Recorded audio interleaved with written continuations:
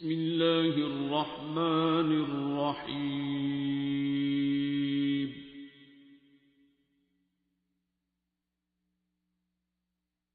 अर्रहमान।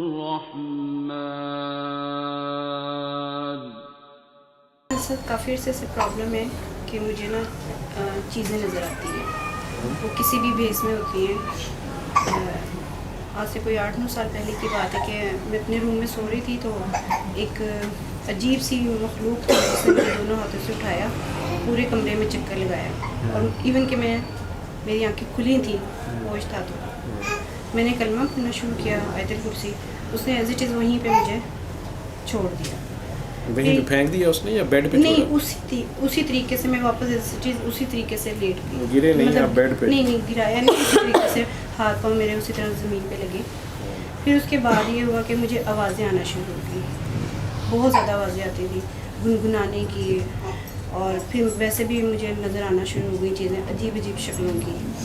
फिर एक दफ़ा ऐसा हुआ कि मुझे लगा जैसे किसी ने ना मेरा गला दबाने की कोशिश की। मेरे घर पे अक्सर मेरी इसको ना रात को बात होती है, मैंने इसको बताया कैसे मसला है मेरे साथ में। इसने कहा मेरे अंकल हैं, वहाँ चलते हैं। तो हम वहाँ पे भी गए, उन्होंने कहा कि नहीं हो जाएगा मसला हल, कुछ नहीं होता, ये चीज़ें तंग करती हैं इस तरह। अब इस तरह का हो गया कि ना मैंने मतलब जहाँ पे भी सिस्टर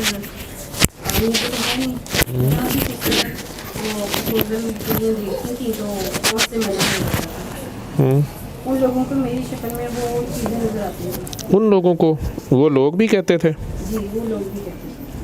अभी रिसेंटली एक रिश्ता आया था, तो उनको भी आई थी नज़र, उन्होंने उस बात पे भी रोक के कर दिया था कि वो चीज़ें उनको भी तंग करना शुरू हो गई। लेकिन अब ये है कि उन्होंने आपको बताया या घर वालों को बताया? घर वालों को। अब ये हाल है, अब ये बात है कि मुझे चीज़ यूज़ करने की हर चीज़ ख़राब होती जा रही है। मैं 2 महीने वो हर दफ़ा लगाता था और जब ना ऑन करता था कहता बाजी देखिए मेरे पास तो चल रहा है, किस भी हाथ पे इसको वापस लिए ना। तो फिर मैंने ना तीसरे दिन आके ना 2 दफ़ा मैं उसके पास गई, तीसरे दिन मैंने अपने नेबर्स में जाके उसको फ्रिज चलाया, वहाँ चल रहा है। लेकिन जूसर, ओवन, ब्लेंडर, हर चीज़ जो मेरे यूज़ की है ना, मेरे इस्तेमाल की, वो अब ना आहिस्ता आहिस्ता सब कुछ ख़त्म हो रहा है। और कोई मुझे कहीं बताता था ना कि आपने यहाँ पे जाना है, यहाँ पे ऐसा हो जाएगा वैसा हो जाएगा, मुझे गुस्सा आता था। मतलब ये अब ना इस तरह की मतलब जैसे सबने कहा कि 0% से स्टार्ट हो रहा है, तो मेरा 0% ही हो गया था। इवन कि मेरा दिल चाहता था कि मैं ना घर से निकल जाऊँ। और अपनी सिस्टर्स को भी मैंने कहा मुझे हॉस्टल में करवा दो, मुझे कहीं पे यानी मैं घर से जाना चाहती हूँ। इवन के भाई भी हैं, वो इतना मूड ख़राब करते हैं कि वो बात नहीं करते, बोलते नहीं हैं।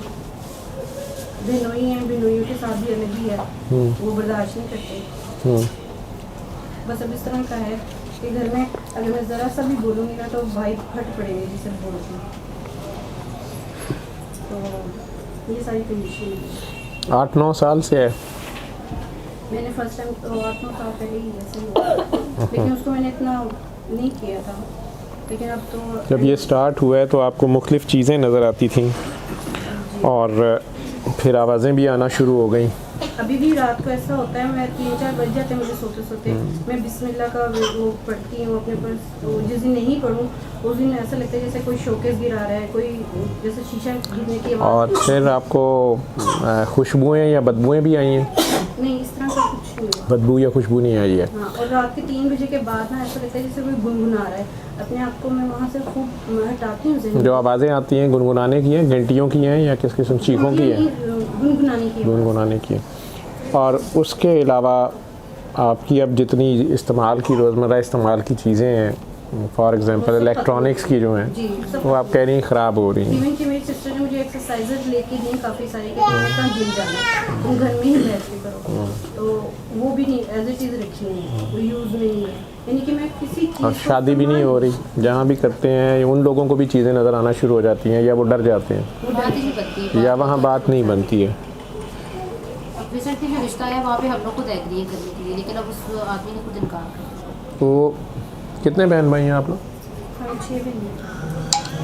और आपका कौन सा नंबर है? आप सबसे छोटी हैं। और अम्मी को फौत हुए कितनी देर हो गई है? मम्मी को हो गए 19 साल और अब्बू को 25 साल।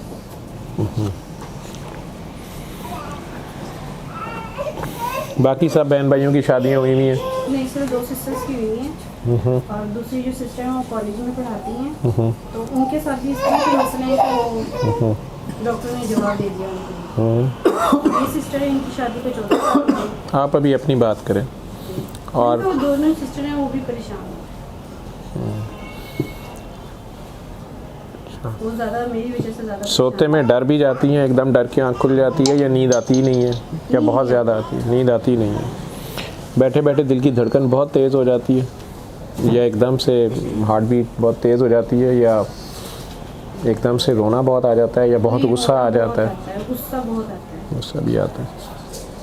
या कभी कभार कुछ अच्छा नहीं लगता, घर छोड़ के कहीं दूर भागती जाऊँ, या जंगल में चली जाऊँ, या किसी कोई ना हो, बस मैं अकेली हूँ और कोई ना हो, ऐसा दिल करता है? सबसे दूर चली गई, लेकिन सिर्फ इन दोनों सिस्टर्स की वजह से, क्योंकि अम्मी को इतने नहीं करीब पाया जितना इनको पाया।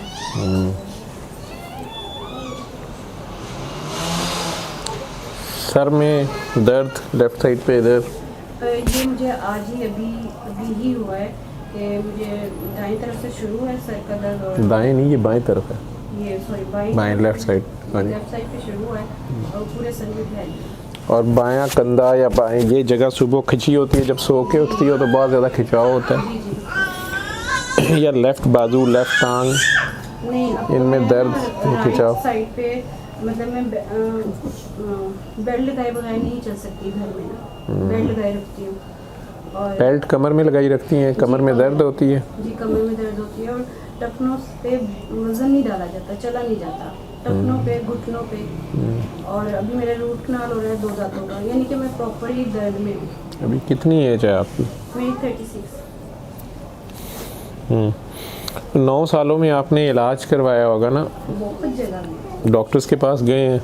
जी, डॉक्टर्स के पास, साइकेट्रिस्ट के पास या न्यूरो साइकेट्रिस्ट के पास? तो उन्होंने दवाई नहीं दी साइकेट्रिस्ट ने या डॉक्टर्स ने, फिजिशियन ने आपको? क्योंकि ये जो बातें आप कह रही हैं मेडिकल साइंस में, तो हम इसे कहेंगे कि आपको हेलुसिनेशंस होती हैं, आपको मुख्तलिफ विजन्स होते हैं, और मुख्तलिफ़ किस्म की साइकी की बीमारियों में से कोई ना कोई नाम, डिप्रेशन, एंजाइटी आम यूज़ होता है। फिर ऑब्सेसिव कंपल्सिव डिसऑर्डर है, जिसमें मरीज़ को वहम हो जाता है कि मुझे ये है या नहीं, मुझे नज़र आ रहा है। और फिर आखिर में शिज़ोफ्रेनिया, जिसे आप लोग पागलपन या कुछ कहते हैं। मरीज़ को इसके लिए डॉक्टर्स दवाई देते हैं जो एलोपैथी में, डॉक्टरी की ज़ुबान में आपके जिस्म के अंदर मुख्तलिफ केमिकल्स या हार्मोन्स जो हैं उनका बैलेंस ख़राब हुआ है, और उसको ड्रग्स के साथ बैलेंस करने की कोशिश की जाती है कि आप किसी तरह वो जो बैलेंस अंदर आपके केमिकल्स का ख़राब है वो ठीक हो जाए। 100% तो ड्रग्स के साथ वो अचीव नहीं होता, लेकिन कुछ लोगों को उससे सुकून आता है, और उसके साथ सुकून आवर दवाइयाँ इसलिए दी जाती हैं कि मरीज़ को नींद नहीं आ रही, मरीज़ रेस्ट करे, मरीज़ के दिमाग, लेकिन उनमें कई बार वो नशा आवर भी बन जाती हैं और मरीज़ उसको एक नशे की तरह भी यूज़ करना शुरू कर देता है। इलाज उसका परमानेंट नहीं होता। तो वो तो आप कह रही हैं कि आपने किया ही नहीं है? नहीं, मेरा साइकेट्रिस्ट का इलाज, प्रॉब्लम था, तो गायनी के मसले भी हुए हैं? जी, वो काफ़ी देर मैंने इलाज करवाया और बहुत एक्सपेंसिव इलाज करवाया, लेकिन उसको छोड़ा है, वो फिर 0 पे आ गया, यानी उससे कोई फ़ायदा नहीं। कहाँ से करवाती रही हैं इलाज? सर ये ना एक्सपेंसिव इलाज? ये वहाँ पे था जौहर टाउन में एक हॉस्पिटल था। ख़वातीन में तो गायनी की ब्लीडिंग शुरू हो जाती है बहुत ज़्यादा, या फाइब्रॉइड्स बन जाते हैं। मर्दों में भी खून की उल्टियाँ या बलगम में खून या वैसे लाल रंग नज़र आना शुरू हो जाता है, हर तरफ लाली हो जाती है, या खून जारी भी हो जाता है, नील पड़ते हैं जिस्म के ऊपर। और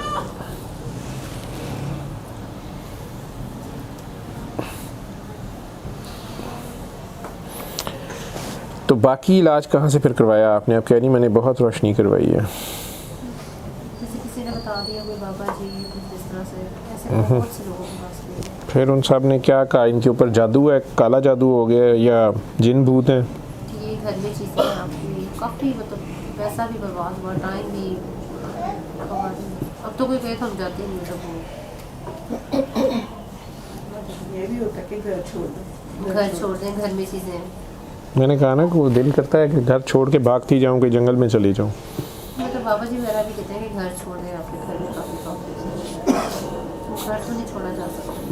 हिजरत सिर्फ 3 हालतों में नबी करीम सल्लल्लाहु अलैहि वसल्लम ने इजाज़त दी है, और कोई हालत ऐसी नहीं है हिजरत की। वो घरों का जो मसाइल होते हैं उसकी वजूहत और होती हैं। घर आप लोगों का अपना है?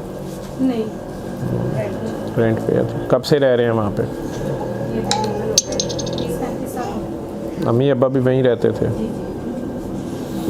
अभी आप वाले यही मसले मुझे किसी ने लिख के भेजे हुए हैं, तो मैंने उन्हें उर्दू में ही लिख दिया था कि बीमारी दिमाग में होती है। अगर बीमारी हो तो ठीक है, तो वो दिमाग से, सोच से शुरू होती है, फिर वो हमारे जिस्म में कहीं ना कहीं, जिस्म जो है वो बाद में है, सोच पहले है, तो रूह कमज़ोर हो जाती है। और कुछ लोग उसमें मायूसी में चले जाते हैं, कहते हैं हमें डिप्रेशन, एंजाइटी हो गया है, या हम ठीक ही नहीं हो सकते। जो ये समझता है कि मैं ठीक नहीं हो सकता, वो मायूस हो गया। और मायूसी कुफर है, क्योंकि वो ये कह रहा है कि अब कुछ नहीं हो सकता, अब अल्लाह भी कुछ नहीं कर सकता। उसकी अल्लाह से ध्यान हट गया। अब अल्लाह कोई मदारी तो है नहीं कि आपको रोज़ नए से नए तमाशे दिखाए, और सबसे बड़ा तमाशा हमने खुद बनाया होता है। अब उसे जो जैसा समझता है ना, वो उसके लिए वैसा रहता है। उसने इतनी बड़ी कायनात बनाई है जिसको वो देख के नहीं समझ आ रही, और सबसे बड़ा इंसान खुद बड़ा खूबसूरत मशीन है। तो जिसको अपने ऊपर गौर करना है, अपने आप को ही समझने का जिसके पास टाइम नहीं है, जो अपनी जान पे जुल्म कर रहा है, उसको अल्लाह क्या कहे। और अल्लाह ने आज से 1400 साल पहले सारी बात बता दी हुई है। इंसान की तरफ से अल्लाह फारिग हुआ होगा। डिप्रेशन, एंजाइटी, ये अल्लाह से दूरी का नाम होता है। रूह कमज़ोर हो जाती है, पहले रूह कमज़ोर होती है, फिर जिस्म भी कमज़ोर हो जाता है, जिस्म भी लागिर हो जाता है। अल्लाह से दूरी जो है ये खौफ, वहम, गम और बेसुकूनी पैदा कर देती है। क्योंकि अल्लाह के जो दोस्त हैं उन्हें तो ना कोई खौफ होता है और ना कोई गम होता है।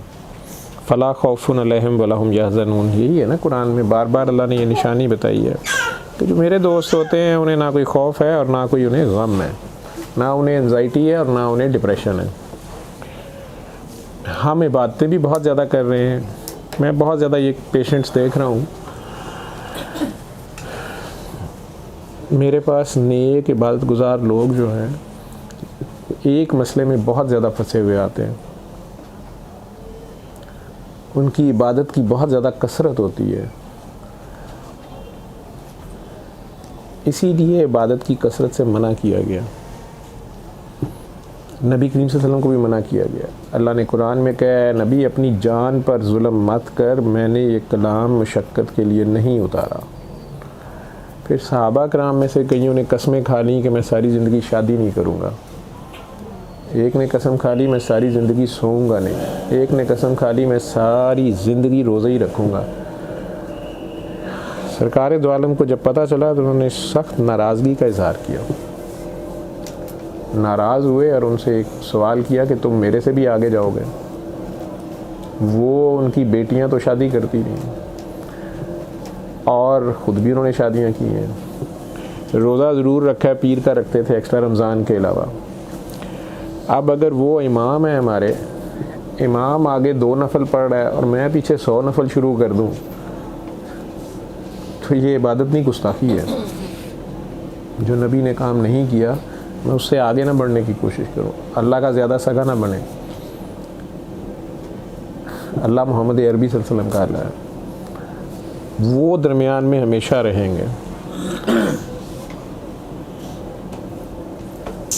मैं भी, आप जब बात कर रही थी ना तो साथ ही मुझे मैसेजेस आ रहे थे। अभी ये एक और साहब ने भी मैसेज किया हुआ है, प्यारे हैं, उनकी बच्ची बीमार है। मैंने उन्हें कहा था कि वो दोनों मियाँ बीवी मेरे से फ़ोन पे बात कर लें। वो खैर मैं तो तरीका इलाज ही बता सकता हूँ ना, मेरा तो कोई दावा नहीं है कि मैं कोई जादू चमत्कार कर दूँगा या मेरे पास कोई करामत है या कुछ। मैं एक डॉक्टर हूँ और एक तरीका इलाज बता रहा हूँ। उस तरीका इलाज से हज़ारों लोग, लाखों लोग मुस्तफ़ीद हुए हैं, कुछ नहीं भी ठीक हुए हैं। इसमें भी मैं इन लोगों को भी कहता होता हूँ, ये जो बहुत से ठीक हो गए हैं, अब ये सारे डॉक्टर साहबान हैं, ये आगे ख़ुद लोगों को बताते हैं, मेरे तक आना ज़रूरी नहीं होता, कोई बता दे, कोई कर ले, मेजॉरिटी के लिए तो हम वही तरीक़ाकार बता देते हैं। लेकिन अब मेरे पास ही यहाँ सैयदा बच्ची आती है, बहुत ही प्योर है, बड़ी अच्छी है, तो वो जो उसकी तबीयत ख़राब थी, उसकी सहेली ने, डॉक्टर ने उसके टेस्ट करा लिए, उसकी अचानक अभी 30 साल भी उम्र नहीं है, तो पता चला कि उसके गुर्दे बिल्कुल ख़त्म हो गए हैं और उसके जिस्म में खून, हीमोग्लोबिन बस 7 थी शायद या 8 थी, यूरिया क्रेटिनिन हम उसे कहते हैं, वो 12-14 पे पहुंचा हुआ था क्रेटिनिन, यूरिया 200 से ऊपर था। तो इस हालत में हम डॉक्टर्स डायलिसिस करते हैं। तो मैंने भी उन्हें कहा कि बेटा फिर इसका हल एक तो डायलिसिस है। उसने कहा बाबा मैंने दुआ से ही ठीक होना है, मैंने आपके साथ मैंने दुआ ही करनी है। मैंने कहा ठीक है आप दुआ करें, लेकिन ये जो पैरामीटर्स हैं आपके, रिपोर्टें जो हैं आपकी, ये बहुत ही डेंजरस लेवल पे हैं। फैमिली भी उनकी परेशान थी। बहरहाल 6 माह वो इन रिपोर्टों के साथ अड़ी रही है कि मैंने कोई और इलाज नहीं करना, और दुआ भी करती रही है पूरी ईमानदारी से। पिछले दिनों मैंने उससे घर वालों को डांट के कहा कि इसका अब डायलिसिस ही कराएं या इसको हॉस्पिटल ले जाएं। जब वो हॉस्पिटल गई हैं तो उनकी हीमोग्लोबिन शायद 1.5 या 2.5 थी सर, 3 से भी कम थी। और क्रेटिनिन जिसे हम डॉक्टर्स कहते हैं, हम 8 से ऊपर हो जाए तो हम यूजुअली डायलिसिस स्टार्ट करते हैं। वो 26 या 28 थी। यूरिया पता नहीं कहाँ पहुँचा हुआ था, सैकड़ों में। और वो डॉक्टर्स परेशान हो गए, उसे बार बार पूछ रहे थे ये रिपोर्टें तुम्हारी हैं। लेकिन जब उसकी पिछली 6 माह की रिपोर्टें उन्होंने देखी हैं तो वो सारी में सीक्वेंस में वो बढ़ता गया, वो ठीक नहीं हुआ। जब आजमाइश आती है अल्लाह के नेक बंदों पे तो वो अपने वक्त पे ही जाती है या अल्लाह की कोई अपनी मर्ज़ी होती है। क्योंकि हम समझते हैं शायद बीमारी मौत का सबब नहीं होती, मौत बीमारी का सबब होती है। जब मौत आ जाए तो वो फिर किसी भी शक्ल में आती है, उसका तो शिफा ही मौत होती है। बीमारी की शिफा अल्लाह देता है, बीमार हम खुद होते हैं। मैंने कहा ना कि हम क्यों बीमार होते हैं। डॉक्टर्स आपको, हमें डॉक्टरी की ज़ुबान में हम सब सबब वसीला उसमें पढ़ते हैं ना, कॉज एंड इफ़ेक्ट के मजबूर हैं हम। हमें पता है हर चीज़ की कोई वजह होती है, इस वजह से ऐसे हुआ, उस वजह से ऐसे हुआ। हमारी अम्मी अब्बा की शादी हुई तो फिर हम पैदा हुए, तो हमारी शादी हुई तो हमारे बच्चे पैदा हुए, तो ये सारा कॉज एंड इफ़ेक्ट है। जब इस बेवकूफ़ी में इस हद तक ये हमारा इल्म है, इससे आगे की जब हमें नहीं समझ आती तो हम अल्लाह पे भी ये चीज़ें अप्लाई करते हैं और इस तरह के सवाल करते हैं। तो ठीक है, फिर अल्लाह कैसे पैदा हुआ, फिर अल्लाह कहाँ से आया? अल्लाह काज एंड इफ़ेक्ट से आगे है। वो इन चीज़ों से, ये हदें हमारी हदें हैं, ये मजबूरियाँ हमारी मजबूरियाँ, अल्लाह की नहीं है। अल्लाह इन चीज़ों से बहुत आगे है, हमारी समझ से बाहर है या नहीं है, ये दोनों सूरतों में भी उसे कोई फ़र्क नहीं पड़ता। हम अपने माँ बाप के बताए हुए, ज़्यादातर हम में से लोग अपने माँ बाप के बताए हुए मज़हब पे चलते हैं, जैसे वो बताते हैं हम भी शुरू कर देते हैं। लेकिन फिर एक जगह आती है जहाँ से अल्लाह आपको समझाना चाहता है कि हम उसकी असल पहचान करें। हम शॉर्टकट्स इसमें भी ढूंढते हैं या एक्स्ट्रा इबादत शुरू कर लेते हैं। मकासद हमारे दुनियावी होते हैं, दुनिया की मुख्तलिफ़ ख्वाहिशात या मसाइल, उनके हल के लिए हम जो उसका एक वाज़ेह तरीक़ा है दुनिया का, वो करने की बजाय हम समझते हैं किसी चिल्ले वजीफ़े से, किसी माफूकुल फितरत काम से, किसी बाबा जी की फूफा से या मेरी अपनी छूछा से, मेरे अपने किसी वजीफ़े से ऐसे हो जाएगा और वैसे हो जाएगा। नेक बंदा भी हो तो उसकी करामात उसे कहते हैं, मौजज़ा तो अब होता नहीं है, नबी मौजज़ा करते हैं। हम आम लोग हैं और हम अपनी पहचान नहीं रखते। असल में हम असल वादा भूल जाते हैं जो हम अल्लाह से करके आए होते हैं। तो क्या वादा है, हम इधर आए क्यों हैं, वो सब भूल भाल के हम इधर के कामों में पड़ जाते हैं। जब रूह जो है आपके अंदर, असल चीज़ तो रूह है, ठीक है ना, वो रूह जो है वो जब अपने खालिक मालिक की तरफ से फोकस हटा लेती है और दुनियावी या गैर अल्लाह में मशगूल हो जाती है तो वो कमज़ोर हो जाती है।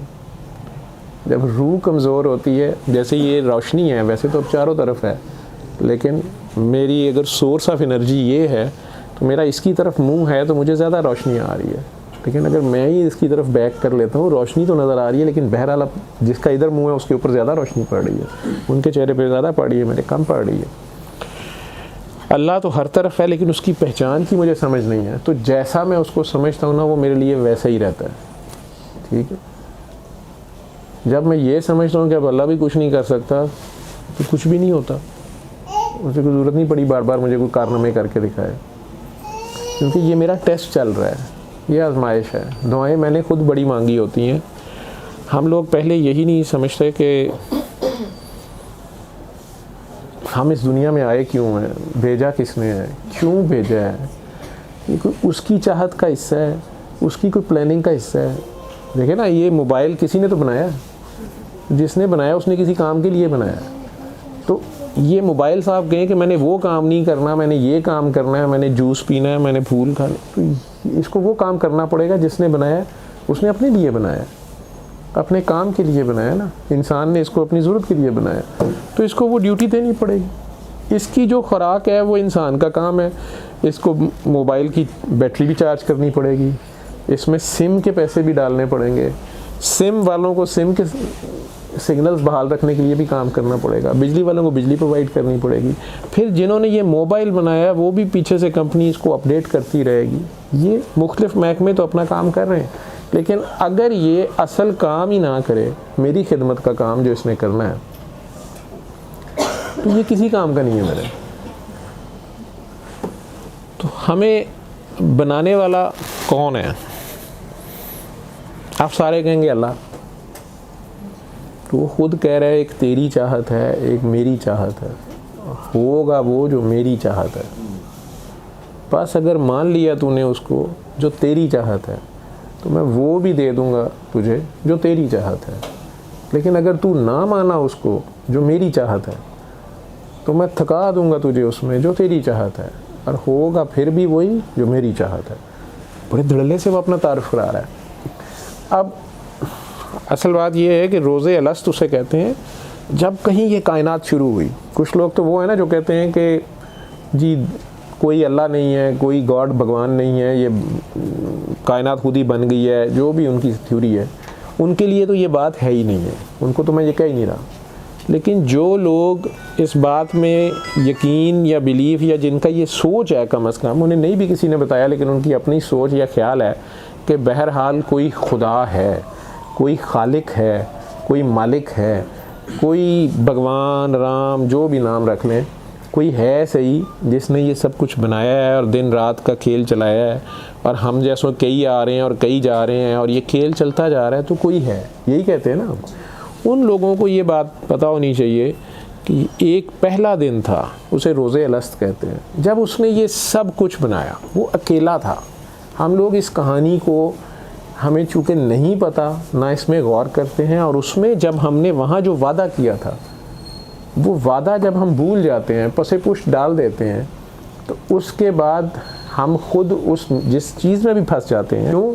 क्योंकि असल जो मालिक है, जिसने भी बनाया है, मर्ज़ी उसकी चलेगी, उसी का खेल चलेगा।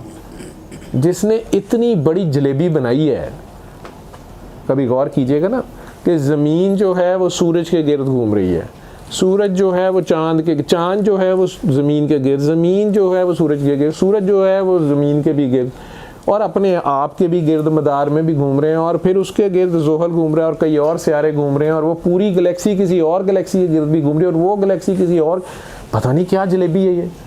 इतनी बड़ी जलेबी जिसने बनाई है, जिसमें कोई किसी से टकरा नहीं रहा, और सब अपनी मुकर्रर जगह पे घूमी जा रहे हैं, कोई आगे पीछे नहीं हो रहा। साइंस इस बात को मानती है कि सूरज सिर्फ चंद किलोमीटर ही आगे पीछे हो जाए, या चंद थोड़ा सा भी आगे पीछे हो जाए, ज़मीन पे ख़त्म हो जाए कहानी, हर जगह ये सारा सिस्टम ख़त्म हो जाए।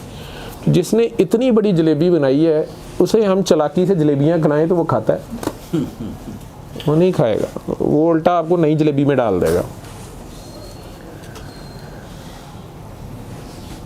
हम हैं कौन, हमारे ज़ुम्मे है क्या, हमने करना क्या है, हमें इधर भेजा किस लिए गया है, हमें भेजने वाला कौन है, हमने क्या वाकई किसी को जवाब दे हैं, क्या हमने वापस जाके किसी को मुंह दिखाना है। ये सारी बातें छोटे बच्चे को तो कोई मसला नहीं है, ये किंडरगार्टन वाले को तो कोई मसला नहीं है। ये टीचर की गोदी में चींची कर दे, ये टीचर के बाल खींच दे, ये मामा की गोदी में चींची कर दे, ये टीचर को दंदी काट ले गुस्से में, इसको कोई कुछ नहीं कहेगा। किंडरगार्टन का बच्चा है जी, ना समझ है।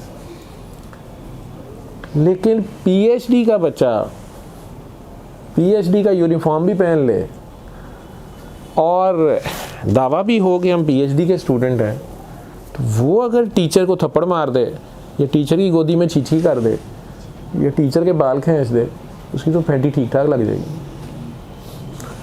अगर वो ये चीखें मारना शुरू कर दे कि जनाब पेपर बहुत टफ है, मैट्रिक वाले को इसको तो आप इतना आसान पेपर देते हैं, तो हमें इतना मुश्किल दिया हुआ है, तब भी उसकी कोई नहीं सुनेगा। जब उसने पीएचडी में दाखिला लिया है तो पेपर अब ग्रेजुएशन का तो आने से रहा, पेपर पीएचडी का होगा और टीचर चीटिंग भी नहीं कराएगा, वो देना पड़ेगा पेपर।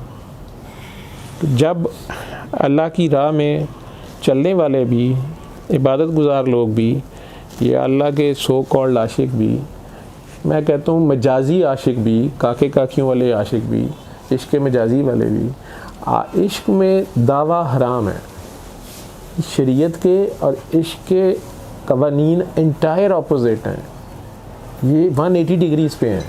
ठीक है, शरीयत में ख़ुदकुशी जायज़ है या हराम है? हराम है। इश्क जब शुरू ही होता है, जब तक आप मरेंगे नहीं आप उस लाइन में चल ही नहीं सकते, आपको मरने से पहले मरना पड़ेगा। ठीक है, शरीयत में आप नहीं मर सकते।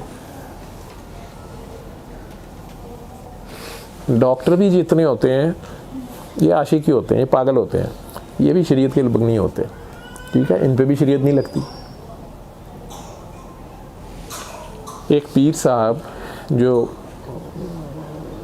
शरीयत, तरीक़त, हकीकत, मार्फत वाले महकमे के हैं, मुख्तलिफ स्टेप्स अपने स्टूडेंट्स को करा रहे हैं, लेकिन उनके पास उनका खूबसूरत सा मुरीद कोई आ जाए तो उन्हें बताए कि मुझे यहाँ दर्द है, वहाँ दर्द है, या काकी आ जाए या काका आ जाए, वो उसको कोई फार्मूला बताएंगे, लेकिन ये नहीं कह सकते उसको कि अच्छा आपके यहाँ पे गिल्टी है तो मुझे दिखाएं, या मेरे गले लग जाएं, या मेरे साथ खाली कमरे में चलें तो मैं आपको नंगा करके देखूँगा।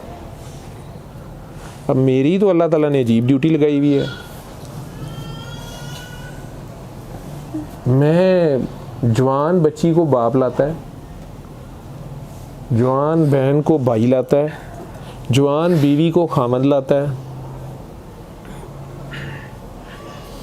बूढ़ी माँ को बेटा लाता है जवान।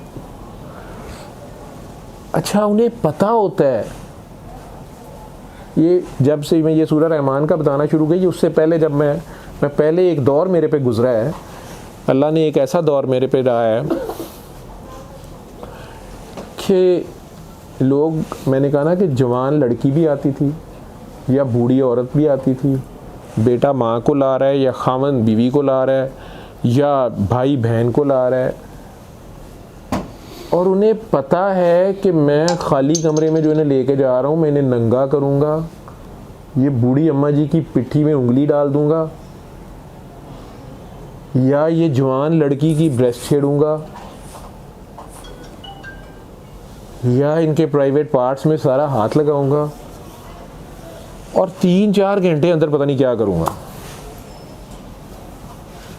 और जब मैं उनकी खातून या जवान लड़का वापस करता था तो वो लोग मुझे पैसे भी देते थे, शुक्रिया भी अदा करते थे, मेरा हाथ भी चूमते थे, और मुझे कई साल दुआएं भी देते रहे। अब अगर मैं दुआ में कभी कभार है कोई मेरा हाथ पकड़ ले, मेरे पास भी कोई आ जाए तो लोग मुझे मारेंगे। अगर मैं ये कहूँ कि मैं पीर साहब हूँ और मैं सुन्नत नबवी या शरीयत मोहम्मदी के मुताबिक कुछ कर रहा हूँ, तो मैं गैर महरम लड़की को हाथ लगा दूँ, मुझे मारेंगे सारे, या गले लगा लूँ उसको, या बूढ़ी अम्मा जी को कहूँ कि अम्मा जी अपनी पिट्ठी दिखाएं तो मारेंगे मुझे। तो पहले कैसे जायज़ था? पहले इसलिए जायज़ था कि मैं सर्जन था,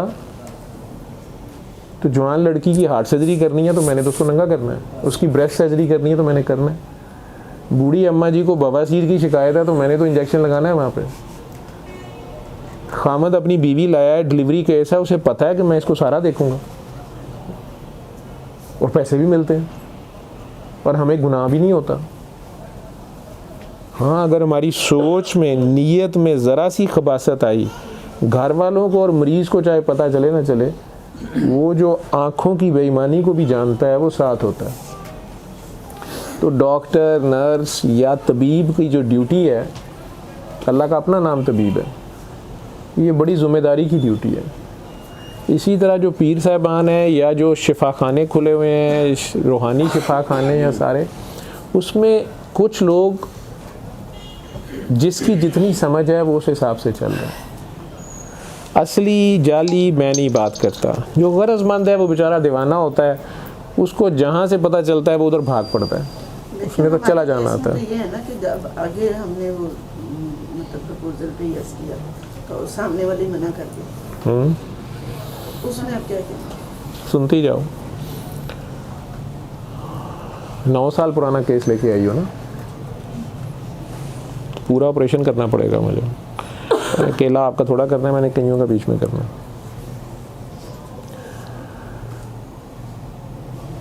इश्क में बिल्कुल उल्टी हिसाब है, शरीयत में तो महरम और गैर महरम है, इश्क में तो दूसरा है ही कोई नहीं, एक ही है, एक ही था, एक ही रहेगा।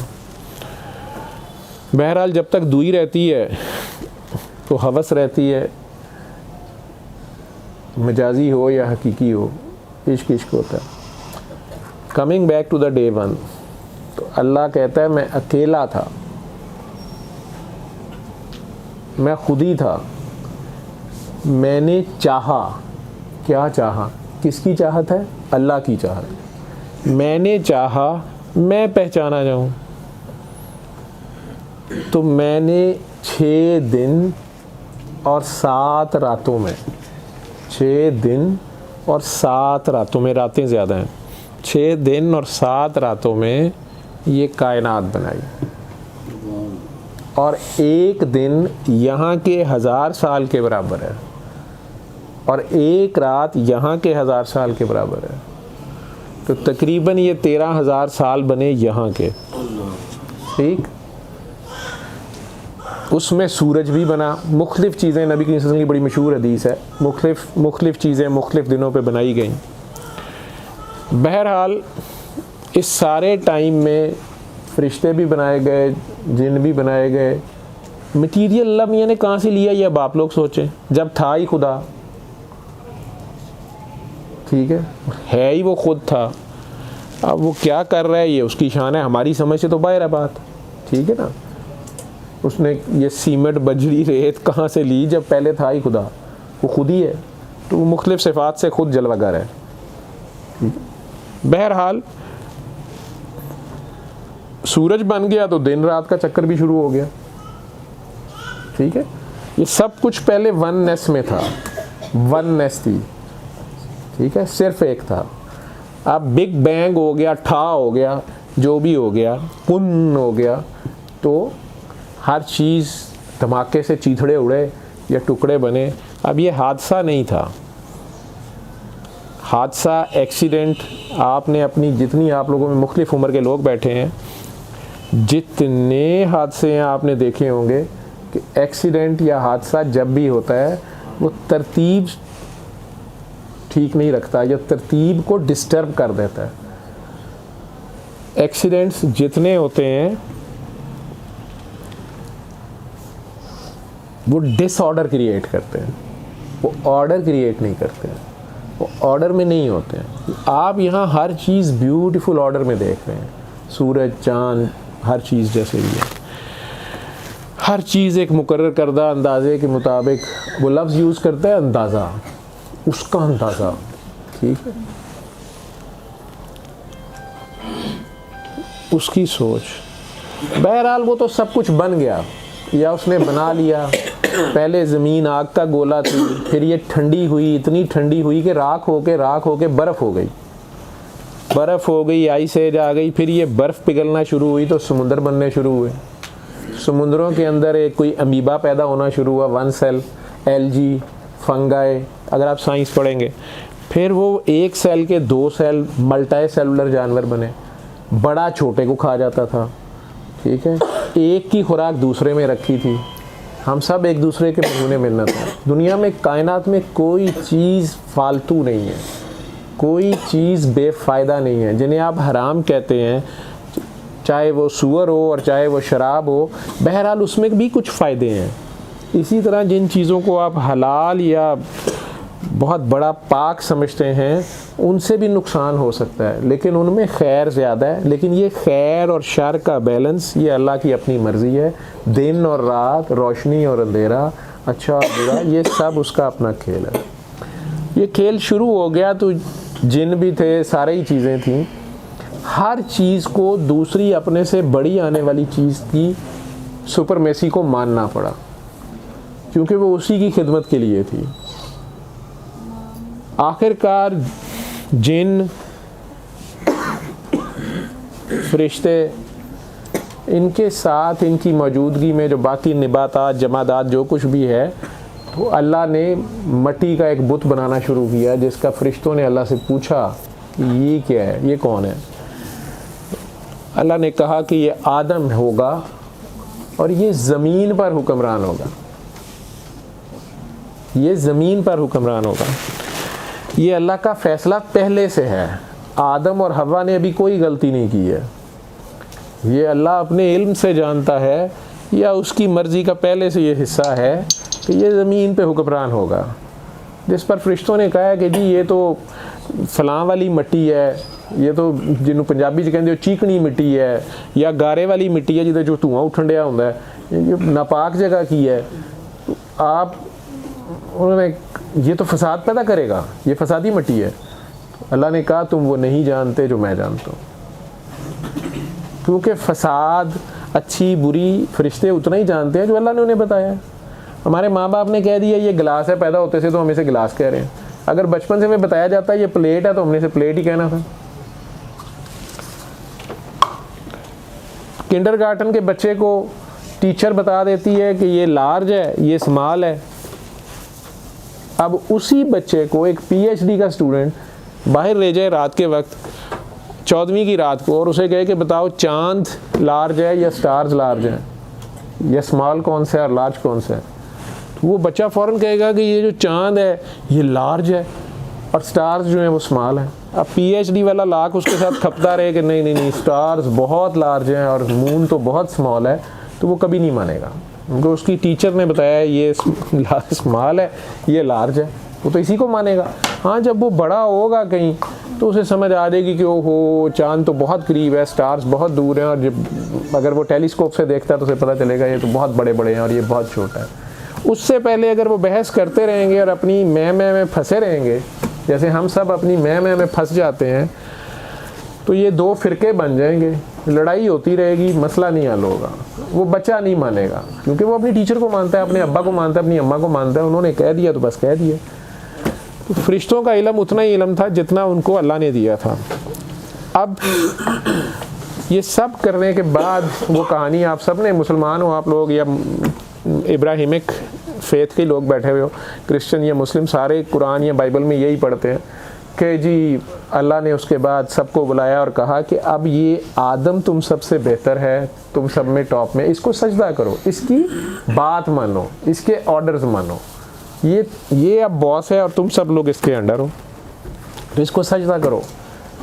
जिस पे आप सुनते हैं कि शैतान नहीं माना, उसने इनकार कर दिया कि मैं जिन हूँ, मैं आग से बना हूँ और मैं तो फरिश्तों के भी ऊपर लग गया हूँ, मैं फरिश्तों का भी सरदार हूँ। अब तो ये तो मट्टी है, तो मैं जैसे भी, वो उसकी ओरिजिन के ऊपर बात कर रहा था, जिस पे भी कर रहा था। गलती कहाँ से कर रहा था कि वो ये नहीं देख रहा था कि कौन कह रहा है, वो ये देखी जा रहा था किसको कह रहा है। लेकिन किस अकड़ में था? क्योंकि वो कायनात का सबसे ज़्यादा बड़ा इबादत गुजार, आबिद और जाहिद था, बड़ा नेक था। वो अपने तकवा के ज़ोम और तकब्बुर में था। मेरे पास ज़्यादा जो लोग नेक आते हैं वो अपनी नेकी और अपनी अच्छाई के ज़ोम में मार खा रहे होते हैं, उन्हें दूसरे सारे काफिर नज़र आ रहे होते हैं, गुनाहगार नज़र आ रहे होते हैं, गंदे नज़र आ रहे होते हैं, उनमें खामियां नज़र आ रही होती हैं, उनकी अच्छाई भी बुराई नज़र आ रही होती है, तो वहाँ वो फंसे होते हैं। क्यों? क्योंकि सारों का टेस्ट हुआ है। फरिश्तों के ऊपर अचानक जिन लगा दिया गया, उन्होंने मान लिया। जिन्नों और फरिश्तों के ऊपर आदम लगा दिया गया, उन्होंने मान लिया मासवा एक के। अब क्या आदम का टेस्ट नहीं होगा? आदम का भी तो टेस्ट होना चाहिए ना। आदम का टेस्ट कैसे हो? आदम तो अशरफुल मखलूकात है और आदम एहसने तकवीम है, बेस्ट कंपोजिशन पे भी है और अल्लाह ने सबसे ऊपर बनाया। तो नई मखलूक आदम के बाद कोई नहीं बनाई उसने, तो आदम से ऊपर कोई मखलूक नहीं है। तो अब आदम का टेस्ट कैसे हो? आदम का टेस्ट इस ज़ाहिरी दुनिया में जब भी होता है आदम से होता है। ला इलाहा इल्लल्लाह शैतान भी मान रहा था, अबू जहल भी कहता था भतीजे हम भी ला इलाहा इल्लल्लाह ही कहते हैं, तुम कौन सा अल्लाह ले आए हो, हम भी इब्राहिम के दीन में हैं, हम भी यही कह रहे हैं। वो कहते नहीं ताया जी, मेरे वाला अल्लाह। कौन सा अल्लाह? मोहम्मद रसूलुल्लाह वाला अल्लाह। वो कहता मैं नहीं मानता। यही हाल शैतान का था कि वो ला इलाहा इल्लल्लाह मानता था लेकिन आदम रसूलुल्लाह नहीं मानता। और यही गलती याकूब अलैहिस्सलाम के बेटों से हुई कि वो ला इलाहा इल्लल्लाह याकूब रसूलुल्लाह, ला इलाहा इल्लल्लाह इब्राहिम रसूलुल्लाह, या ला इलाहा इल्लल्लाह आदम रसूलुल्लाह, नूह रसूलुल्लाह, ये सब मानते थे, लेकिन ला इलाहा इल्लल्लाह यूसुफ रसूलुल्लाह मानने से इनकार कर गए। क्यों? उनका टेस्ट आया तो वो सारे बड़े थे, अच्छे घर की माँ से थे, बड़ी माँ में से थे, उम्र में बड़े थे, लेकिन अल्लाह के लिए उम्र भी कोई कैद नहीं है। अल्लाह बुजुर्गी देने लगे तो घर में सबसे छोटे को दे देता है। दूसरे जो मेरे पास ज़्यादा फंसे हुए आते हैं वो आते हैं जो अपनी नेकी और पारसाई के ज़ोम में अल्लाह ही के बंदे को ठुड्डा मार चुके होते हैं, कई बार अपने मुर्शिद को मार चुके होते हैं, कई बार अपनी माँ को, अपने बाप को, अपने किसी बड़े बुजुर्ग को जिसके खून के कतरे का एक पार्ट होते हैं वो, उसके पेशाब का एक कुतरा होते हैं वो, उसी को ठुड्डा मार जाते हैं, थोड़ी सी सीट मिलते साथ, और उसके बाद 7 नस्लें भुगत रही होती हैं। क्योंकि खुदा अपने कानून नहीं बदलता, उसके कवानीन नहीं बदलते हैं। तो बहरहाल ये कहानी तो आप सारों ने सुनी हुई है कि शैतान ने इनकार कर दिया और अल्लाह ने उसे कहा कि जा मरदूद दफ़ा हो जा, लानत तेरे पे क़यामत तक। ऐसे ही है। तो शैतान को एक काम कहा गया कि आप इसको सजदा करें, उसके लिए उसको उठना या खड़े होना फिर सजदे में जाना, कोई कोशिश तो चाहिए थी ना, काम करना है ना उसने, बेचारे ने, कोई थोड़ी उसकी एनर्जी और ताकत लगेगी, तो वो तो नहीं किया उसने। अब आदम साहब को कहा गया है कि आपने कोई काम करना ही नहीं है, आप याशी करें, पूरी जन्नत फिरें। अब अल्लाह मियाँ कह रहे हैं इतनी बड़ी जन्नतें हैं, वो फिरते फिरते पता नहीं कितने सदियाँ लग सकती हैं, तो वो काम करने की बजाय अल्लाह मियाँ ने उन्हें कहा कि आपने एक काम ये नहीं करना, आपने इस दरख्त के करीब नहीं जाना, ठीक है, या ये एक काम नहीं करना, जो भी है वो मुख्तलिफ उसके पीछे कहानी है, कोई कहता है कुछ है, कोई कुछ है, लेकिन जो भी है कहा गया आपने ये काम नहीं करना। अब मुझे ये बताएं कि इसमें ज़्यादा एफर्ट थी या उसमें ज़्यादा एफर्ट थी? उस बेचारे ने तो फिर भी कुछ करना है, उसने तो उठना बैठना है, सर नीचे रखना है, कपड़े गंदे होंगे, सर गंदा होगा, जो भी है उसने तो कुछ करना है, और उसने नहीं किया। उसे कहा गया कि लानत है तेरे पे और दफ़ा हो जा। अब आदम से कहा गया है कि आपने ये काम नहीं करना, तो आदम ने तो कोई मेहनत करनी ही नहीं है, ठीक है, और आदम साहब ने सबसे पहले वो काम कर दिया। आप मुझे ये बताएं कि जुर्म किसका बड़ा है? चलें, आप लोगों को डर लग रहा है कि हज़रत आदम का नाम लेते हुए, तो चलें यही बता दें कि दोनों ने एक एक गलती की है। नेक कौन है ज़्यादा? ये बातें किसने ज़्यादा की हुई हैं? इब्लीस ने। जितने सजदे उसने किए हैं किसी इंसान ने नहीं किए हैं, जितनी इबादत उसने की है किसी ने नहीं की है, और कोई उसने गुनाह नहीं किया हुआ, शिरक भी उसने नहीं किया हुआ, शिरक ही नाकाबिले माफ़ी है ना, तो शिरक भी नहीं किया हुआ। तो अब एक गलती उसने की है, और एक ही गलती आदम अलैहिस्सलाम ने, बीबी हवा ने की है, उन्हें भी कहा गया आपने ये नहीं करना, दोनों ने एक ही गलती की है, तो सज़ा तो बराबर होनी चाहिए ना। चलें, जुर्म वैसे तो लग रहा है कि उस बेचारे का तो काम मुश्किल था, तो ये आसान काम था, आपने एक काम करना ही नहीं है, आपने फिर कर दिया, ठीक है। तो गलती तो दोनों की एक है, उसके ऊपर लानत है क़यामत तक। इसे कहा गया अच्छा तुम्हें वापस ले लेंगे, तुम ज़मीन पे जाके हुक्मरानी करो, ये अच्छी सज़ा है। ये तो सज़ा से ज़्यादा मेरा ख्याल है इनाम लग रहा है, हुक्मरानी दे दी है। तो अल्लाह तो अदल करता है, ठीक है। तौबा तो बाद में हुई ना बीबी, तौबा शौबा तो पता ही नहीं है उन्हें, तो तौबा तो बाद में हुई, हुक्मरान तो वो पहले ही है ज़मीन पे। उन्हें तो ये लफ्ज़ नहीं बोलेंगे कि तुम पे लानत है, फिर उन्होंने कहे कि नहीं जी ठीक है आई एम सॉरी, तो अच्छा चलो जी तुमने तौबा किया।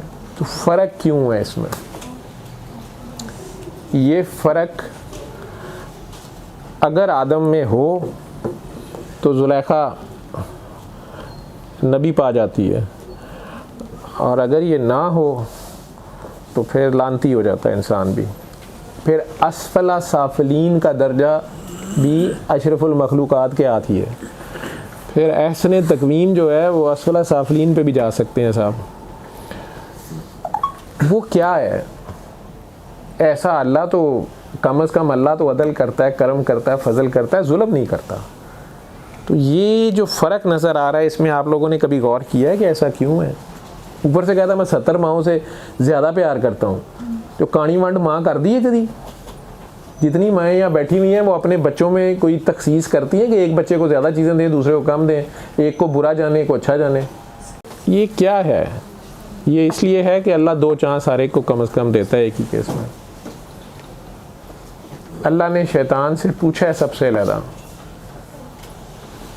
ओए बदबख्त तू मेरा सबसे बेस्ट स्टूडेंट है, ये सबके सामने तूने ये क्या हरकत की है, मेरी बात नहीं मानी, ये क्या किया? मैंने तो सबको बताया हुआ था, फरिश्तों को बताया हुआ था कि ही इज़ द बेस्ट, तुम उनके मॉनिटर थे, तुमने सबके सामने मेरी बात नहीं मानी, हुक्म अदूली की है, और इतना सा काम करना था तुमने नहीं किया। क्यों नहीं किया? ये चांस मिल रहा है उसको, एक्सप्लेनेशन हो रही है उसकी। शैतान ने जवाब दिया है कि मैं आपका अभी भी उतना ही ताबेदार हूँ, और मैं ही तो आपका हुक्म मानता हूँ। मैं तो ये समझा था या उन जलेबी खुआ रहा है, मैं तो ये समझा था कि आपने सबको बताया हुआ था कि मेरे सिवा सजदा किसी को नहीं करना। अब आपने अचानक कहा कि चलो जी इसको सजदा करो, तो मैं समझा आप सबका टेस्ट ले रहे हैं, ये सारे फेल हो गए, मैं अकेला ही तो पास हुआ हूँ। ये फरिश्ते मरिश्ते ये सारे बाकी जिन शिन सारी मखलूक तो फ़ौरन सजदे में चलेगी, पास तो मैं वो, क्योंकि मुझे तो आपकी बात याद रही है, आपने कहा था नहीं करना सजदा किसी और को, सजदा तो मैंने आपको ही करना है, तो मैं तो पास हो गया हूँ। अल्लाह ने कहा हो अच्छा तू इतना ज़्यादा मेरा ताबेदार है, मेरे हुक्म की इतनी तू करता है? उसने कहा जी बिल्कुल ताबेदार, जिस तरह अपना नहीं करता ये ताबेदार। तो अब अल्लाह मियाँ ने उससे कहा कि ये बताओ बच्चू जी कि मेरा हुक्म मानते हो ना? उसने कहा जी बिल्कुल। तो उन्होंने कहा जी ए हुक्म जड़ा तेरा अब्बा देता पैसे, मतलब अगर इसको पंजाबी की ज़ुबान में अल्लाह मियाँ तो इससे ऊपर है। तो उन्होंने कहा कि ये हुक्म किसने दिया? ये भी तो मैं ही हुक्म दे रहा था। अब ये जो लॉजिक में फंस रहा है ना, अल्लाह मियाँ को दलीलों में फंसा रहा है, उसके साथ दलील लेगा जिसने दलीलें बनाई हैं। तो अब जवाब कोई नहीं है, लाजवाब हुआ है। अब क्या किया उसने? जवाब नहीं है तो कहता है कि ये सारा तू नहीं फंसाया मुझे, देखा ना ये तूने खुद ही फंसा दिया, तूने खुद ही फंसाया मुझे। उस पे अल्लाह, ये क्या है? ये सरकशी है। इसे क्या कहते हैं? सरकशी। बजाय ये कहने के अभी भी शर्मिंदा होने के आई एम सॉरी जी, आगे से दलील दे रहा है, ये आपकी अपनी, या ये कह रहा है ये आपने खुद ही फंसाया मुझे। तब कहा गया अल्लाह ने तो तुझ पर दफा हो जाओ। अच्छा बेटा जितना मर्जी आलम फाजल हो जाए, लेकिन ये अब्बे भी या माँ प्यो भी लाजवाब करना शुरू कर दे तो कई बार अगले घर कट देंगे। तो अल्लाह तो अल्लाह है। अब यही टेस्ट, यही सवाल आदम अलैहिस्सलाम से किया गया है। कहते हैं कि ज़मीन पे अंधेरा था या 40 साल वो रोते रहे हैं। ज़मीन पे जो 3 लोग सबसे ज़्यादा रोए हैं उनमें से एक हज़रत आदम भी हैं। अल्लाह ने उनसे पूछा है आदम क्या बात है बहुत रो रहे हो? हवा याद आ रही है, जन्नत याद आ रही हूँ कि बीबी हवा भी नहीं पता थी, पता नहीं कहाँ गिरी हुई थी, जहाँ भी वो कहीं और थी, दूर थी, एक दूसरे से ओझल थे, या जन्नत के मज़े याद आ रहे हैं? तो वो रो ही जा रहे हैं। उन्होंने कहा नहीं मेरे मालिक ये बात नहीं है। तो फिर क्या बात है, क्यों रोते हो? उन्होंने कहा तू मेरा खालिक और मालिक, तूने मुझे क्या नहीं दिया, और तूने मुझे एक काम से मना किया, मैंने वही कर दिया, मैं ये रो रहा हूँ। ये क्या है? शर्मिंदगी। और यही तौबा होती है। अब अल्लाह ने देखा है कि रो के ये तो फामा हो जाएगा, जो काम लेना है वो तो करना नहीं है इसने, उन्होंने उन्हें ड्यूटी लेनी है। अल्लाह मियाँ ने तसल्ली दी है। अल्लाह मियाँ ने कहा कि अच्छा चलो कोई नहीं, आप इतना परेशान है, कोई बात नहीं, आप इस तरह करें, आप सॉरी कर लें, आप तौबा कर लें। उस पर उन्होंने कहा ना जी कि मुझे तो तौबा नहीं करनी आती, तौबा क्या है मुझे तो नहीं पता कैसे करते हैं। तो सिखाया गया कि अच्छा तुम दोनों पढ़ो, रब्बाना ज़ुलमना अनफुसना व इल्लम तग़फिर लना व तरहमना लनकुन्ना मिनल ख़ासिरीन। उन्होंने वो पढ़ ली, लेकिन उसके बाद फिर धाड़े मार मार के रोई जा रहे हैं। भला मैंने फिर पूछा भी अब क्यों रोते हो? मैंने कहा नहीं, मैं बहुत ही बड़ी गलती की है, मैं मतलब मुझे समझ नहीं आ रही how I can face you, मैं बहुत बड़ी गलती की है। रोई जा रहे हैं, जिस पे आखिरकार अल्लाह मियाँ ने देखा है कि ये रो के कहीं जान ही ना दे दे, ये अपना वक्त ज़ाया कर रहा है। उस पे अल्लाह ताला ने उन्हें कहा है कि ये रोना धोना बंद करो, अल्लाह को रोना धोना पसंद भी नहीं है इस तरह के। अल्लाह ने कहा कि ये मुझे बताओ कि मेरे से छुप के तुम कुछ कर सकते हो? ये अल्लाह की पहचान का खेल शुरू हुआ है।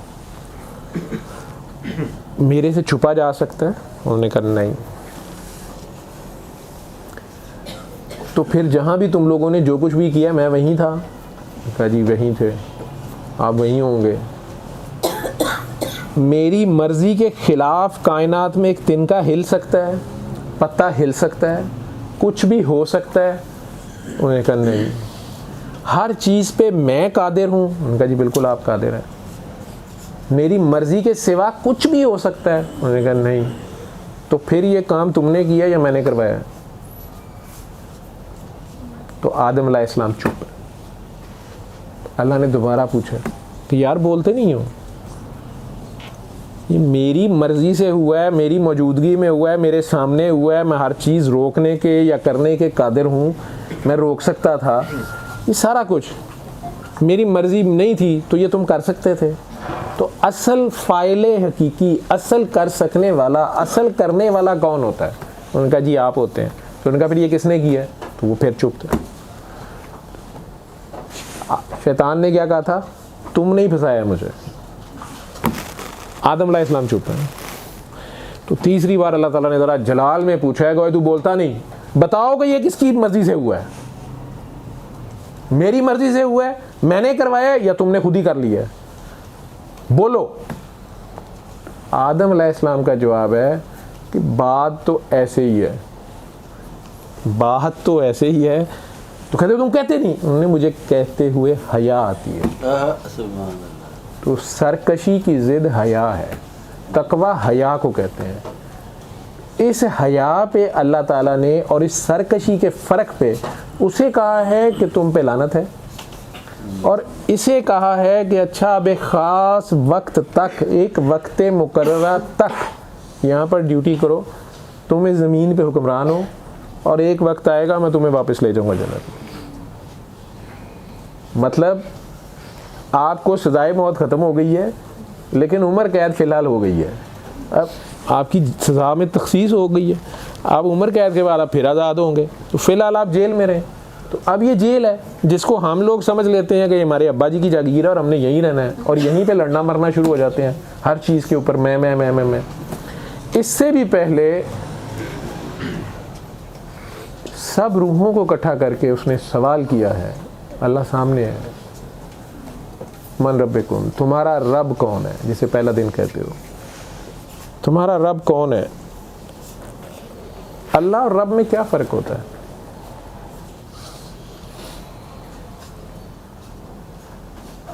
अल्लाह पैदा करने वाला है। अच्छा, और रब? नाम वो है। पैदा करने वाला तो खालिक होता है, रब पालने वाला, पालनहार। अच्छा, जिमें माँ पाल दी है बच्चा, बच्चे ਜਿਹੜਾ ਪਹਿਲੇ ਦਿਨ ਦਾ ਬੱਚਾ ਮਾਂ ਦੇ ਝੋਲੀ 'ਚ, ਉਹਦੇ ਲਈ ਤੇ ਉਹੀ ਰੱਬ ਹੈ ਨਾ, ਉਹਦਾ ਤੇ ਰੱਬ ਉਹੀ ਹੁੰਦਾ, ਦੁੱਧ ਵੀ ਉਹੀ ਪਿਆਉਂਦਾ, ਰਜ਼ਾਕ ਵੀ ਉਹੀ ਹੈ, ठीक है, सारा कुछ वही है। लेकिन अल्लाह ने ये क्यों पूछा? अल्लाह ने ये नहीं पूछा तुम्हारा अल्लाह कौन है, अल्लाह ने पूछा तुम्हारा रब कौन है। आपका पालनहार, ये जो रोज़मर्रा की आपकी ज़रूरत की चीज़ें, जो कुछ आपको चाहिए, हर एक दिन के बच्चे की ज़रूरतें कुछ और हैं, 5 साल वाले की और हैं, 15 साल वाले की और हैं, 30 साल वाले की और हैं, 60 साल वाले की और हैं। इन सारी ज़रूरतों को जो पूरा करता है और जिसने इन सारी चीज़ों का ख्याल रखना है वो रब है। सवाल है तुम्हारा रब कौन है? सारों ने जवाब दिया है कि तू हमारा रब है, क्योंकि वो नज़र आ रहा था सामने। कई मेरे वर्गे बहुत फ्रैंक होना नहीं, अभी क्या ये पूछने की बात है, ये आप सामने नज़र आ रहे हैं, आप ही हमारे रब हैं, आपके अलावा कोई है ही नहीं है। एहो जी बड़ियाँ ज़बानां चलाइयां ने उत्थे। अब अल्लाह ताला ने कहा कि अच्छा तुम लोग मुझे इतना पहचानते हो, तो अगर मैं छुप जाऊं, तुम लोगों को नज़र ना आऊं, लेकिन तुम्हारे काम चलते रहें, मैं छुप के तुम्हारे काम करता रहूं, फिर भी मुझे याद रखोगे कि ये सब मैं ही कर रहा हूं? तो उसमें भी मेरे जैसे कईयों ने कहा कि आप कैसे छुप सकते हैं, खोपड़ी नहीं, खोपड़ी हाँ कैसे छुप सकते हैं, आप तो इधर बड़े, आप तो कहीं छुप ही नहीं सकते, आप तो हर जगह हैं, आप कैसे छुपेंगे? उन्होंने कहा मैं जो छुपना चाहूँ मैं छुप भी जाऊँगा। ये खेल है तीलो एक्सप्रेस का, छुपन छुपाई का। तुम ये बताओ कि मुझे ढूंढोगे, मुझे याद रखोगे। अगर ढूंढ लोगे, चलो तुम लोग कहते हो तुम नहीं छुप सकते, तो ढूंढ लोगे तो ठीक है, फिर मैं तुम्हारे पीछे पीछे, फिर मैं तुम्हें ढूंढूंगा, फिर मैं बारी दूंगा, फिर जैसे तुम कहोगे मैं नाचूंगा।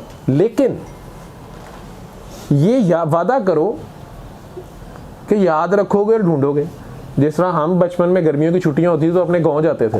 गांव के बच्चे बड़े तेज़ होते हैं, एक तो शहरियों के खिलाफ होते हैं। अब तो खैर फ़र्क कोई नहीं रह गया, अब मोबाइल और मीडिया का दौर है, तो घरों में भी टीवी आ गए, वहाँ भी बिजली, सब चीज़ है। उनके नज़दीक ये निकरों वाले बच्चे ही एक एलियंस होते थे, सानू छेड़ना ही उन्होंने नज़दीक है, चल लो शहरी जियाना हो गए, तुसी कहते ना पेंडू, कहते चल लो। तो उन्हें कई करतब आते थे, हमें नहीं आते थे। तो वो रात को वहाँ खेल क्या होता है, छुपन छुपाई। गांव में सारे घर, जिधर मर्जी चले जाओ, जो मर्जी करो।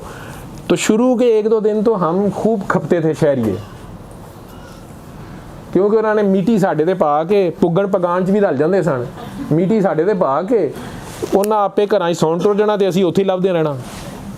फिर आहिस्ता आहिस्ता ये रूल्स बनने, हमें कहना कि नहीं भी घरों में नहीं जाना, जिस घर में उधर कुत्ता है मैंने नहीं उधर भी नहीं जाना, उस घर में भी नहीं जाना।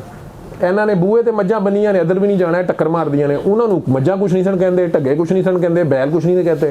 वो खुरली च लम्मे पे ने, असीं नेड़े नहीं जा रहे, वो साड़ी वारी नहीं जा रही, ठीक है। तो फिर वो रूल्स तय होने कि इस ग्राउंड में ये खेल खेला जाएगा, मतलब इस चौक से परे नहीं जाना या मस्जिद के साथ साथ रहना है। कोई भी रूल्स बनते हैं ना, जैसे क्रिकेट खेलते हो तो एक ग्राउंड है, बाउंड्री से बाहर नहीं जाना। हॉकी खेल रहे हो तो बाउंड्री, फुटबॉल खेल रहे हो बाउंड्री से बाहर नहीं जाना। तो अल्लाह करीम ने जब सब ने ये वादा किया कि हम तुझे नहीं भूलेंगे,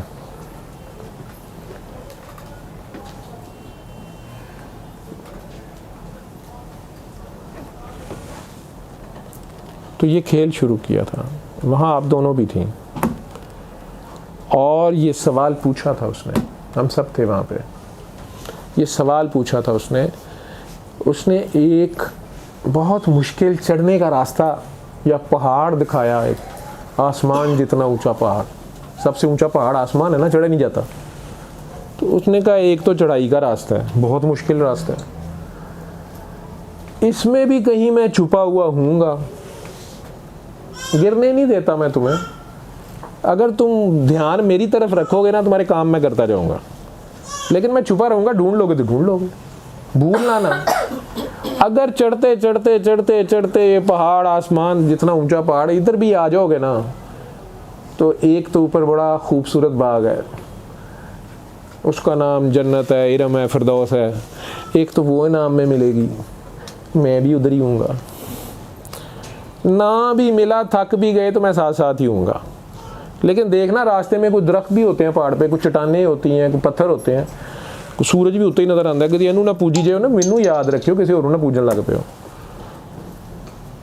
और एक ये उतरने का रास्ता था, नीचे उतराई का घाटी का रास्ता, नीचे मीना बाजार, काकियाँ ही काकियाँ, काके ही काके, मौजा ही मौजा, खेर तमाशे, बड़े मंजर।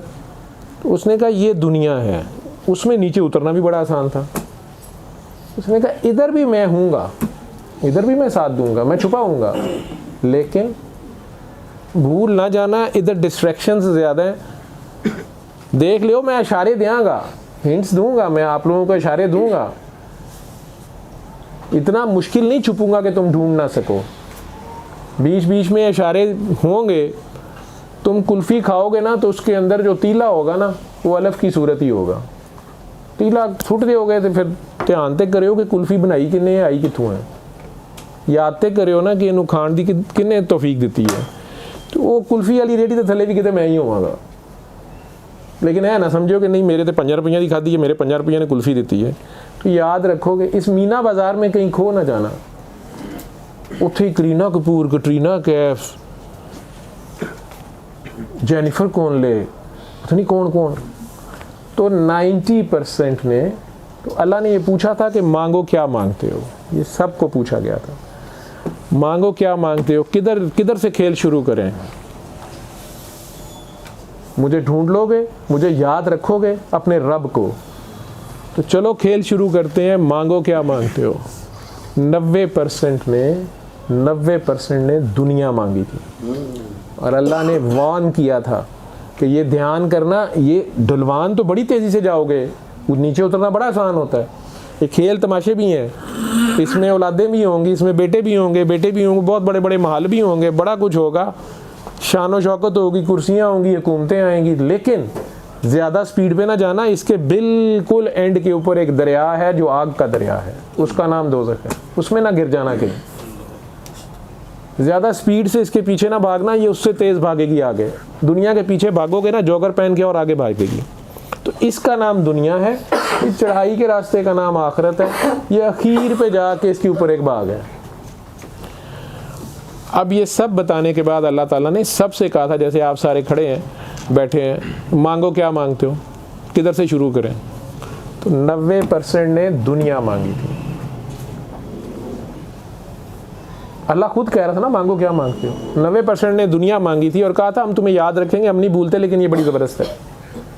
9% ने आखिरत मांगी थी कि चलो और कुछ नहीं तो आखिर में जन्नत तो मिलेगी। मुश्किल तो है, लेकिन कम से कम ऊपर को देखना है, तुझे ही देखते रहेंगे। चढ़ते हुए ऊपर को देखना पड़ता है ना, सर झुका के भी और ऊपर को देखना पड़ता है, जोर लगाना पड़ता है। 1% सिर्फ खामोश रहे थे। जिस तरह वहाँ का एक दिन यहाँ के 1000 दिन के बराबर है, वहाँ परसेंटेज 1000 में होती है। तो 1000 में से 1% खामोश रहे थे। तब अल्लाह ने ऐलान किया था कि यार तुम लोग क्यों चुप खड़े हो, जल्दी फैसला करो, तुम भी फैसला करो, मांगो क्या मांगते हो। वो खामोश रहे थे। तब अल्लाह करीम ने खुद फरमाया कि अच्छा दुनिया चाहिए, तो उन्होंने कहा नहीं, कायनात में इनकार ने कहा नहीं। अच्छा आखिरत चाहिए, तो उन्होंने कहा नहीं। उन्होंने कहा भी मांगो क्या मांगते हो, मांगो क्या मांगते हो। तो वो जो 1% थे, उन्होंने अल्लाह, चूंकि अल्लाह खुद कह रहा था मांगो क्या मांगते हो, कुछ 90% ने दुनिया मांगी, उन्हें दुनिया वाले कहते हैं। 9% ने आखिरत मांगी, उन्हें जन्नत वाले कहते हैं। 1% खामोश रहे। जब अल्लाह ने बार बार कहा मांगो क्या मांगते हो, तो उन्होंने कहा हमें तू चाहिए। उन्हें अल्लाह वाले कहते हैं। उन्होंने अल्लाह से अल्लाह मांगा था। अब खेल शुरू हो गया। यहाँ पर ये रेशो ऐसे ही है, और वो वादा हम भूले हुए हैं और ब्लेम हम अल्लाह को करते रहते हैं। यहाँ आके कईयों को जन्नत अच्छी लग रही है, मांगी दुनिया हुई है। कईयों को यहाँ आके दुनिया अच्छी लग रही है, मांगी उससे जन्नत हुई है। दूसरों को देख के परेशान होते रहते हैं, इसको तो माल दिए हुए हैं, इसको 10 बेटे दिए हुए हैं, मेरी औलाद ही नहीं हो रही, मेरे पास तो अपना घर नहीं है। उसने आखिरत मांगी हुई है उससे। और 1% है जिन्हें पागल, दीवाने, मजनू, हर तरह ये दुनिया वाले कहते हैं। उनमें 1,24,000 पैगंबर भी आए हैं, अल्लाह के दोस्त भी आए हैं। कई बार कहते हैं जी वो अल्लाह वाला है, जी ये जी अल्लाह लोग है, वो बच्चा होना था बस मंजी से प्यार रहता है, पट्टी पेशाब हो नहीं, या वो बाबा जी अल्लाह वाले हो गए, एकदम ही अल्लाह वाले हो, इस तरह की तो बातें करते हैं। लेकिन ये जो कुर्बानी के बकरे हैं जिन्होंने अल्लाह से अल्लाह मांगा, ये और हैं। अब आप लोग इनमें से, और इनमें से कई तरह के हैं, एक मजजूब सिस्टम है, मजजूब है, मस्त है, फिर कलंदर है। दूसरे शरीयत के लोग हैं, ठीक है, कुतुब, गौस, वली, अब्दाल, मुख्तलिफ महकमे हैं, मुख्तलिफ तरह के लोग हैं, मुख्तलिफ दर्जे हैं, अल्लाह की अपना खेल है। वली हैं, ये सारे अल्लाह के दोस्त हैं। आपने अपना पता करना है, दूसरों का पता करने की बजाय आप कौन है, आपने क्या मांगा था।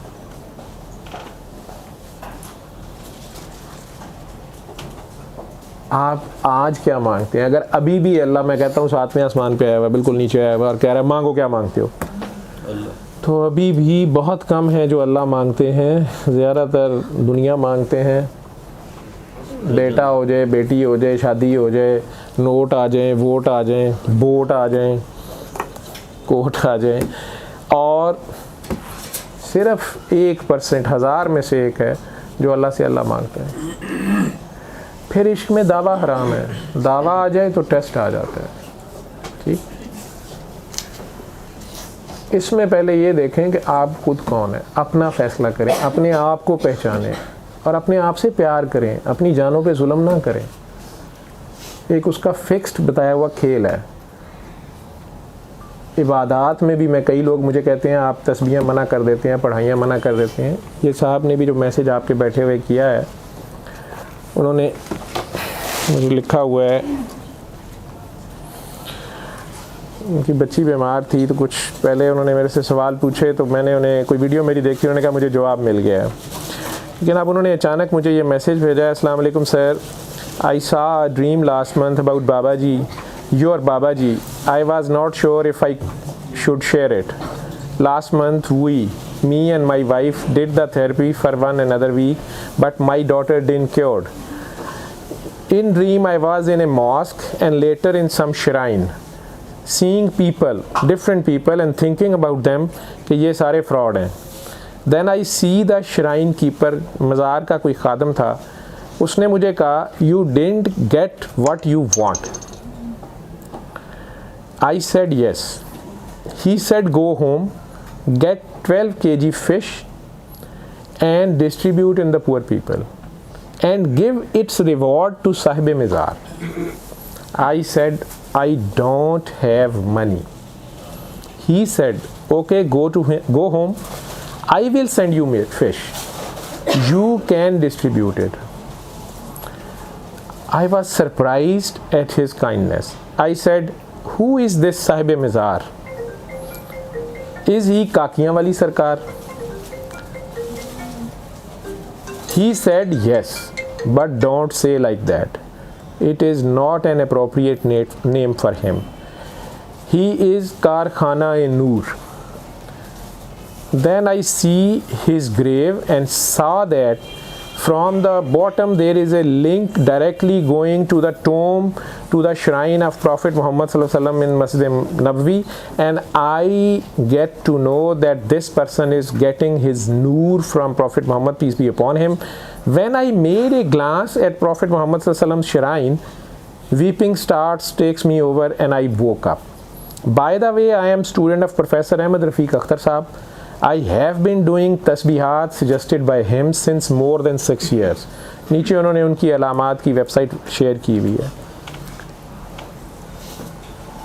मैंने इसका उन्हें जवाब भेजा है क्योंकि ये गलती बहुत से लोग कर रहे हैं। You continue as per guided by your मुर्शद और टीचर और प्रोफेसर साहब, जितना और जैसे उन्होंने कहा है उनसे आगे ना चलो।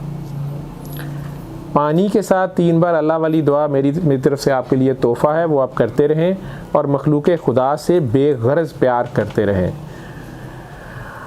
आदम में खामी देखना छोड़ दें, हम खुद गुनाहगार हैं। And for your dreams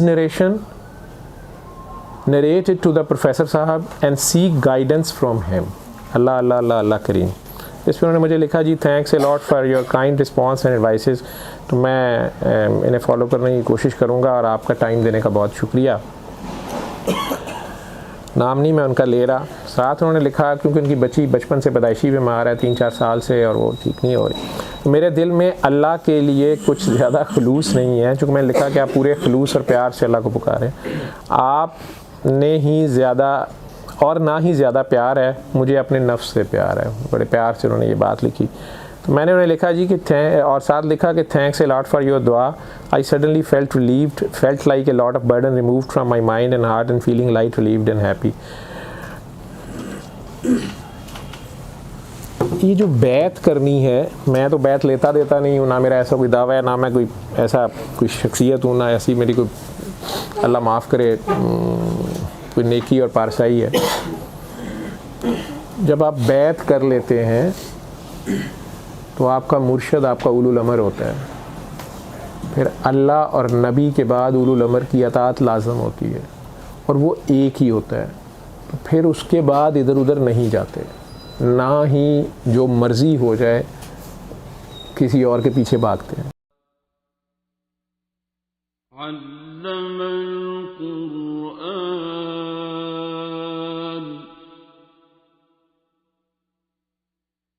خلق الإنسان